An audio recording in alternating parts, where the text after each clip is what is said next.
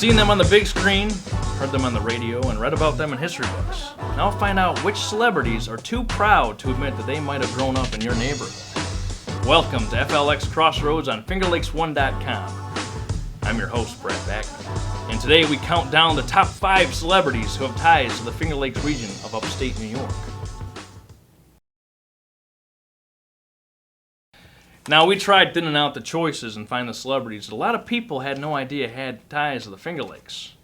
So if we don't say the one you're thinking of, too bad.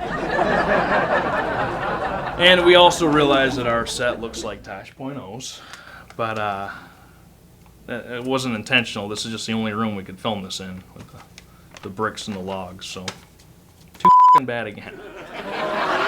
Anyway, let's get down to it. Number 5 on the list.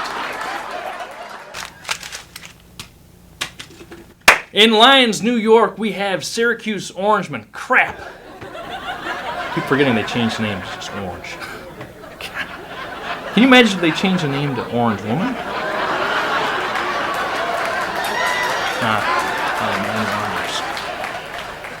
Where was I?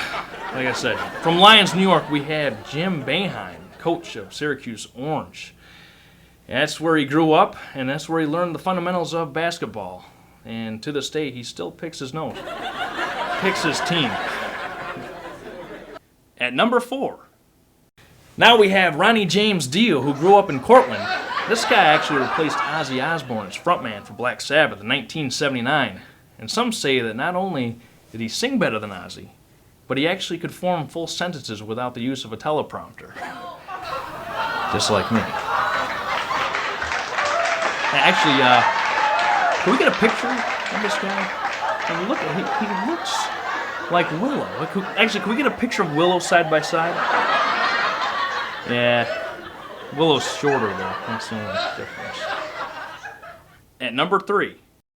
Now we have Kristen Wiig, actress and former SNL cast member, and star of Bridesmaids and a couple other movies you might be familiar with. She actually grew up in Canandaigua. She actually tops the list as hottest woman on our list. At number 2. There is a fifth dimension beyond that which is known to man.